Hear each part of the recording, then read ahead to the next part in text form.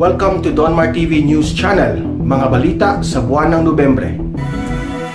Sa kabila ng pagbansag ni Pangulong Duterte na mukhang pera sa Philippine Red Cross, hindi raw na-offend ang chairman nito na si Senador Richard Gordon. Pero tiyak na nasaktan daw sa birada ng Pangulo ang mga trabahador at volunteer ng Red Cross na tuloy pa rin sa pagtulong. Tutok si Maki Pulido. Persons who are now ang pasaring na ito ni Pangulong Duterte sa Philippine Red Cross, mukhang pera.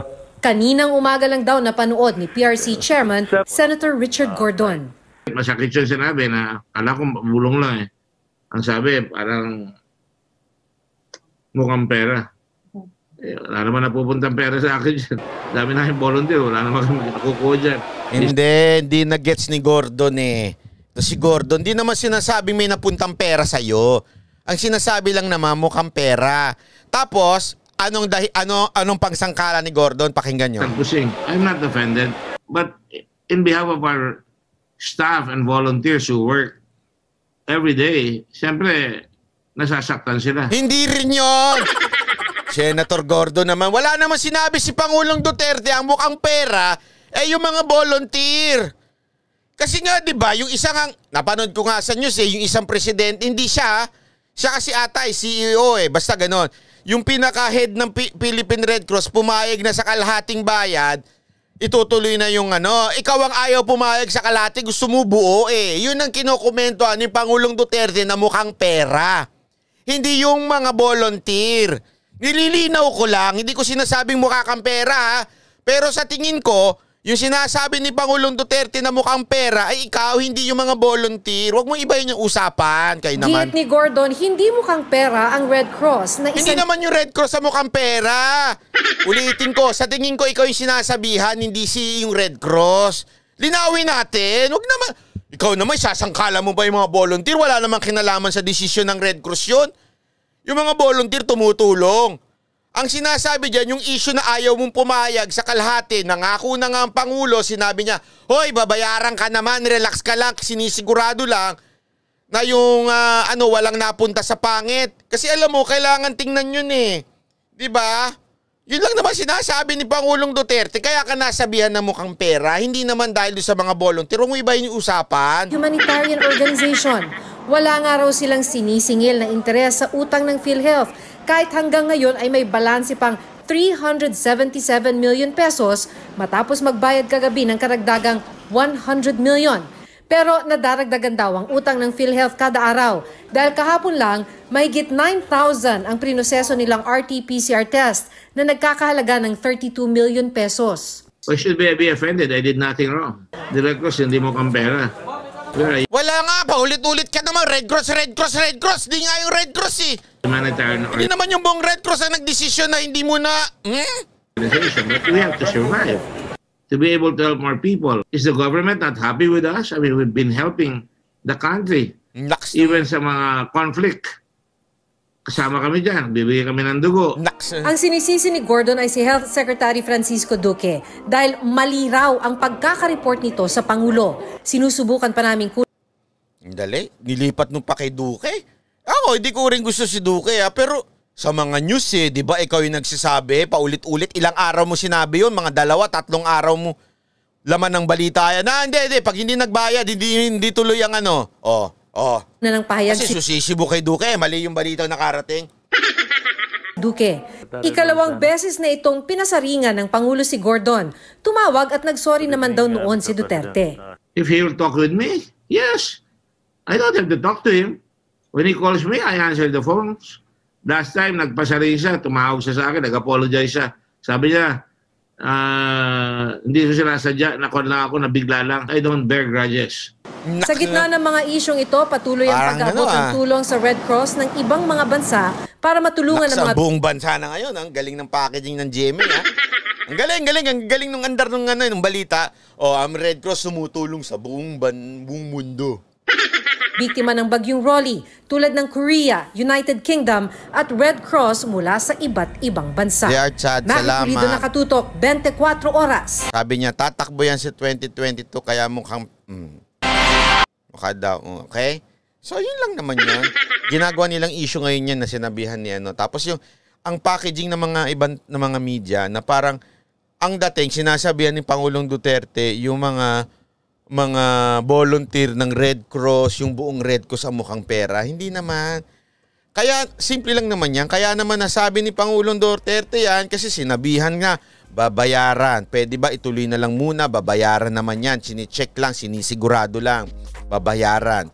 Eh tapos 'di ba nagmatigas ka pa? Hindi, kung hindi babayaran ng buo. Oh.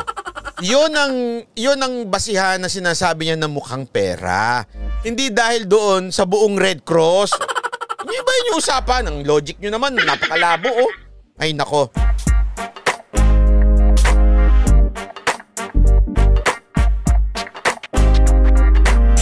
Ito. Paglabas ng kautusan ng gobyerno kaugnay sa paglalagay ng hangganan sa presyo o price cap sa COVID-19 testing at paiba-iba raw kasi ang presyo. Ayan, meron ng pantay-pantay para hindi katulad ng Jollibee, McDonald's ang datingan ng COVID test. Kaya inatasan po ang Department of Health.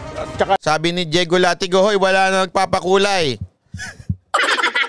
Paus na nga no? Ayaw mo na.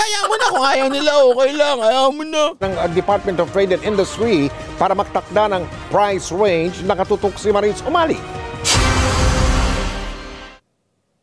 Bilang isang freelance makeup artist, hinahanapan daw ng kanyang mga kliyente si Dane Saruela ng swab test result na negatibo siya sa COVID.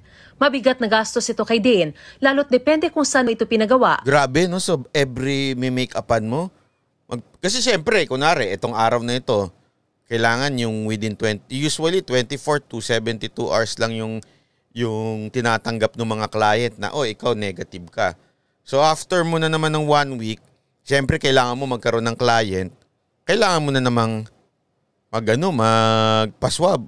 Kawawa ang ilong natin dito. Iba-iba ang presyo ng swab test. Sobrang mahal ng magpa-swab test. Oo nga. Malaking additional expense siya para sa'yo. Kasi wala ka na kang kinikita. Tapos, kaya nga nagmumura yung hotel. Paulit-ulit ko nga sinasabi ito eh. Gusto ko mag-staycation kasi mura. Talagang ang daming discount ng hotel. Ang saya-saya, parang ang sarap magpunta sa hotel. Kaya lang, dahil naman merong requirement.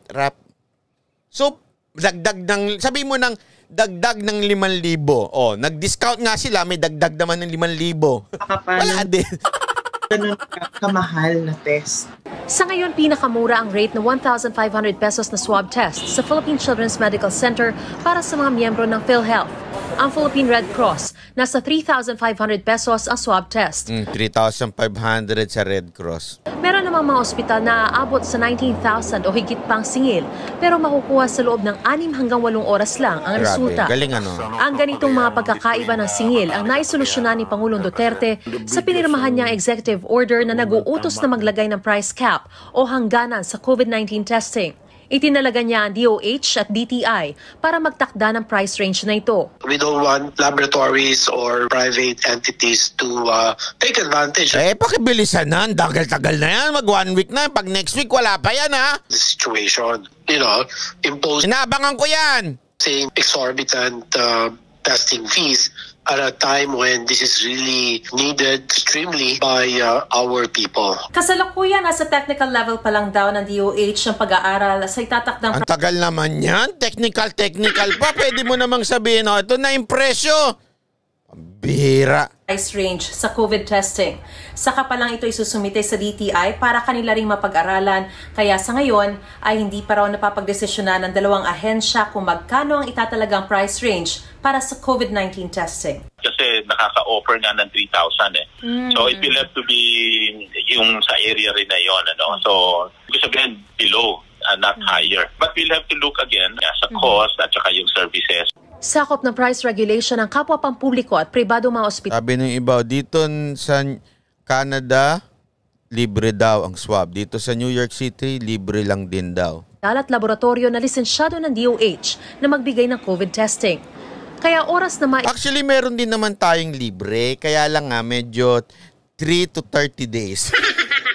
So, hindi na effective. Joke lang ha. Meron naman tayo libre pero medyo matagal-tagal din. Labas na ang implementing rules and regulations ng executive order, wala raw kawala ang mga mananamantala. Kung babasihan mo yung in the current rule ng Price Act ng DTI, yung penalty nito pwedeng imprisonment o kaya ay 1,000 pesos to 2 million pesos ang range ng penalty. Kapag hindi sumunod ang isang laboratorio, ospital doon sa price. Sabi dito, sa UAE libre lang, sa UK libre lang, sa London, sa Texas libre lang din. Range, marirevoke po ang kanilang accreditation as a licensed PCR laboratory. Qatar free rin, 24-hour result. Mariz Umali, Nakatutok, 24 oras. Dapat dito, libre na lang din no? Kaya lang, pag nilibre mo dito, hindi babayaran ng gobyerno yun, di ba? Ubus na naman ang pera ng gobyerno. Grabe nga di ba? Ito yung, sabi sa akin to ni Attorney Darwin Cañete. Nung simula nung lockdown, sabi niya sa akin, alam mo, bay, ang problema dyan, nakasilalim. Sabi ko, wow! Ang problema dyan sa mga Bayanihan Act na yan, lahat bubuhos na natin yung pera. Tapos, sigurado, sa sisimula pa lang ng taon, patulad doon, March pa lang yun, first quarter pa lang, ubus na ang pera ng gobyerno. Paano pa pag dumating na yung bagyo? Sabi ko nga, ito nangyayari na ngayon. Dumating yung bagyo, most na mga ginamit na, mga calamity fund ng mga LGU ay ginamit na sa COVID, sa mga quarantine, sa mga ginamit na talaga di ba? Sa mga ayuda. Ginamit na yan ng LGU. Kaya ngayon, hirap na yung mga LGU nung dumating yung bagyo. Hingi na sila ng rescue sa national government. Ito namang national government, ubos na rin dahil ginamit na rin din talaga sa lahat. Sa pag-quarantine, sa swab, sa OFW. Ginamit na talaga Billion-billion yan So, pagka nilibre mo pa yung swab, medyo delicates nga naman. Baka naman maubos na ng todo-todo to the point sobrang bumagsak na tong bansa natin. Hindi naman tayo ganung kayaman tulad nung ibang bansa na sinasabi nyong libre, di ba? Kaya lang, sana, magkaroon talaga ng price range. Sabi nga ni DTI sabi 'di ba, 3,000 pababa. Sana kahit nga man lang gawin nating kahit man lang sana 2,500 or 2,000 kung pwede. Kasi maraming talagang requirement na ganyan para makapagtrabaho. Okay, kailangan makaganyan para makapag-staycation. Ito bakit importante din yung staycation kasi hindi umaandar ang ekonomiya Alam nyo, di ba sinabi ko nga sa inyo, eto, seryoso na ito. Nung nag-vlog ako sa isang hotel, sabi ko, paano magsusurvive tong hotel na ito? Kasi bilang mo lang sa kamay, siguro mga 2 o 3 lang kaming nasa loob. Alam mo yun? As in, ganun mo makikita na, grabe, walang tao. Syempre, nagbabayad pa yan. Hindi naman yan ganun. Yung iba, di ba, mga hotel, yung investment na inutang pa yan sa bangko Sabi ko nga kung ganyan naman mangyayari, baka maraming magsara. Di ba? Mabigat Isipin mo talaga Shevin, salamat po.